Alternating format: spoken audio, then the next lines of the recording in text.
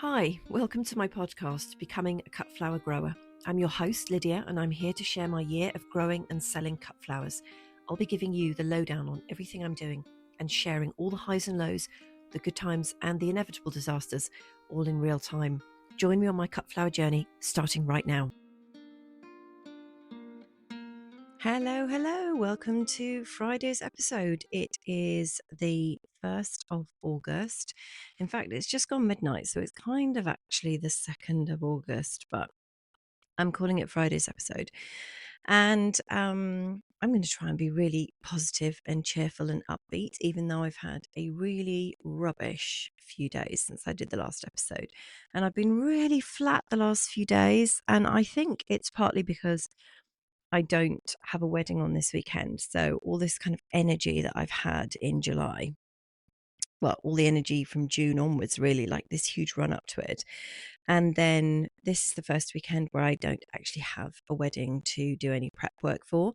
And I hadn't realized how kind of excited I'd been the last few weeks, and the pressure of getting everything ready in the waters and the deadheading and the cutting on time and what's it going to be like and all the dramas with the water and everything. And then everything's kind of just calmed down enormously, and we've had quite a bit of rain, so it's taken so much pressure and tension away.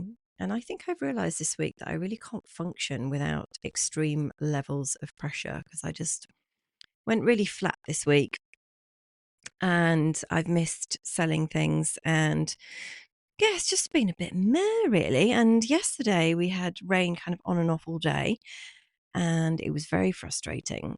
And just as I was about to go out the door to go and do something, it started pouring, and then I'd stop and do something indoors, and then the sun would come out, and it just went on and on all day. So that was very frustrating. And then today's just been a bit manic trying to fit all the jobs in. And today, honestly, has been a nightmare of a day. And I'll tell you this story very briefly, just to illustrate how you can just have this curveball from absolutely nowhere. So my car broke down this morning, and it actually stopped dead on a roundabout in a city near me. And I'd gone for the night, and the car hadn't started in the morning. So I had actually ended up blocking my other half's van in, and he had to go on a job this morning. So we couldn't start my car. So we unloaded all of the tools and everything out of the back and put it in his car, which he's lent me. And then he just tried my car and the engine started. So we thought, oh, great. So we put all the tools back in my car, and then the engine died again. So then we had to put all the tools back in his car. And then we got mine functioning, put all the tools back in my car. I drove off, and it literally just died on this roundabout. So we had to come and get me, get it home, and then put all the tools back in his car. So there was an awful lot of toing and froing in all of that. And then he's lent me his car, which is great, because it is great. I'm very, very grateful. It's the same car that I have. It's just 1 or 2 years older. But the main difference is that it's a manual, whereas mine is an automatic. And I've had an automatic for years, and I'm so used to driving them that it's really tricky for me to get my head around driving a manual car again. So I've been stalling all over the county today as I've been trying to get from A to B and cram in all of today's work that didn't get done yesterday. And at practically every junction, I have stalled out or roundabout or anywhere until I worked out that you just have to absolutely gun it in order to get the car to go. So that's been that.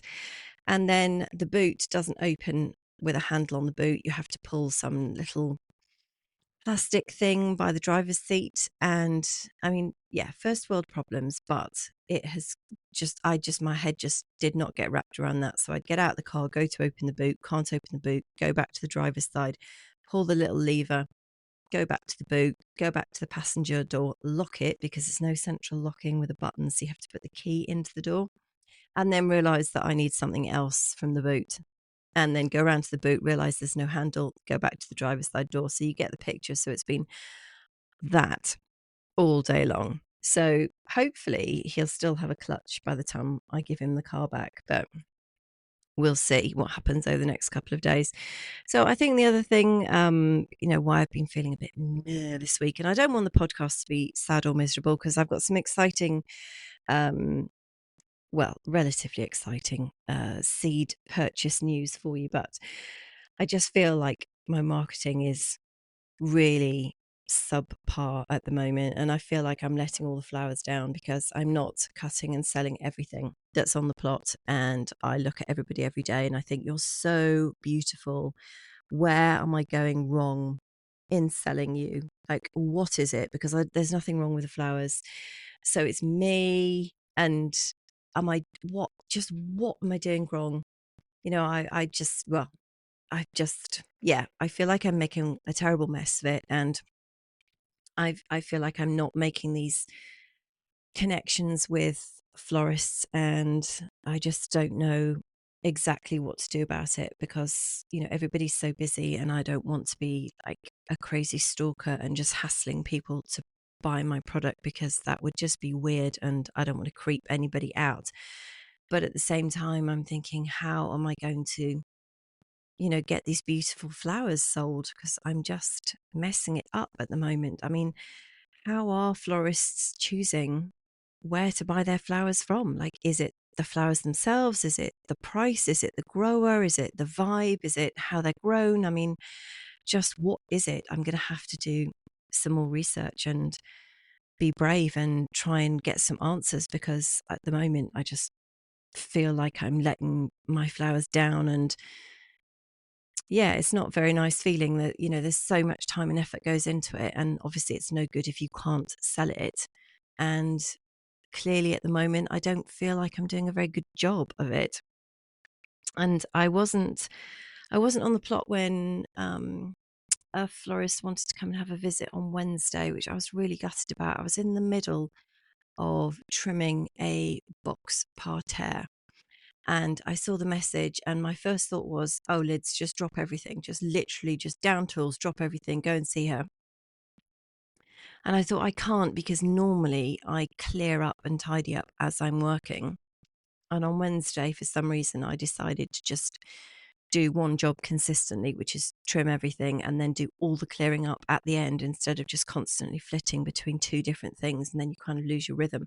So I had made a enormous mess over this entire garden and just had piles of greenery absolutely everywhere. And I thought, I can't just get off site, because if anything goes wrong and I don't come back, I can't leave the garden like this. So I wasn't able to go meet her, which I'm really gutted about. So I'm hoping that we can reschedule that. But I feel like that was like my one opportunity this week, and then I've dropped the ball because I wasn't there. So yeah, that wasn't great. So I kind of did, in amongst like my miserable 3 days, I decided, right, I'm not going to do any annuals in 2026. Like, I'm just going to stop with the annuals. They're far too demanding.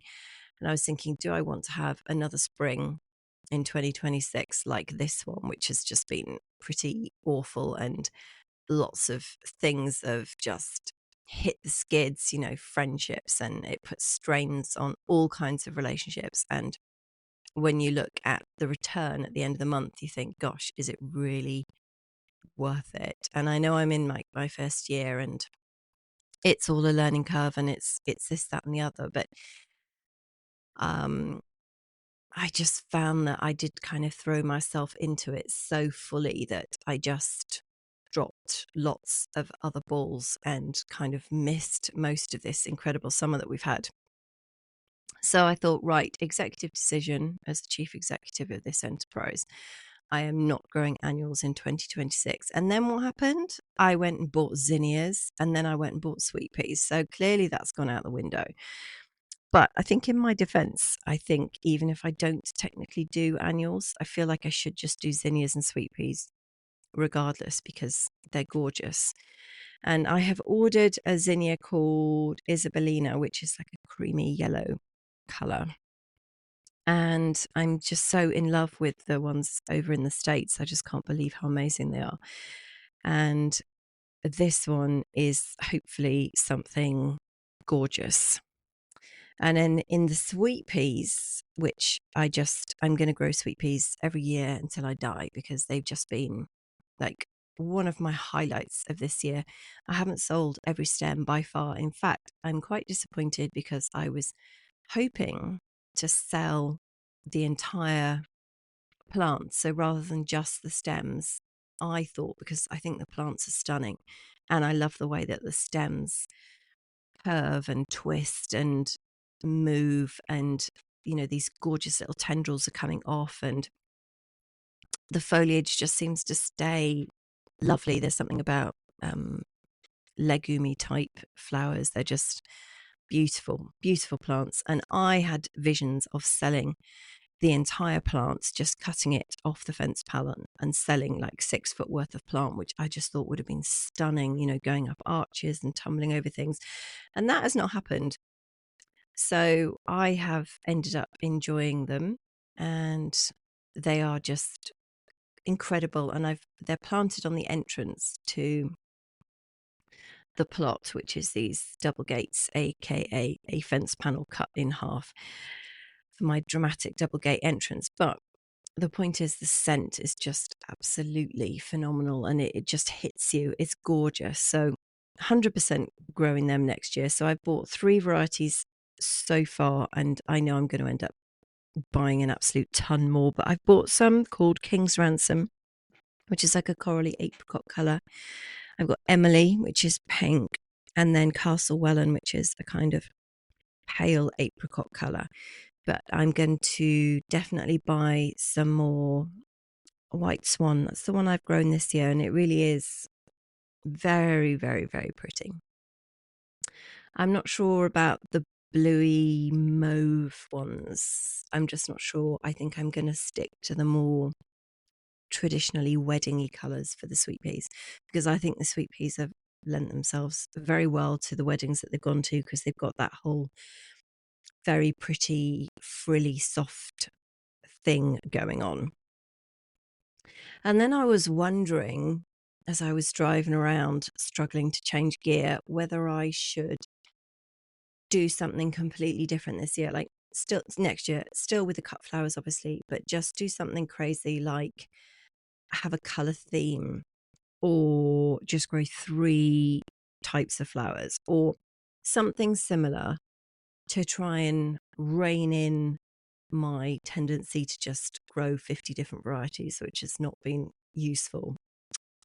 And perhaps get a name locally as the person that grows all white flowers, for example, or only pink flowers, or only, Lydia only does Sweetpeas, dahlias and zinnias, or something like that, just to try and stand out a little bit more in the market, because I can see how many fellow growers there are around me, and they're all established businesses. They're all selling the most gorgeous flowers, and they all know what they're doing.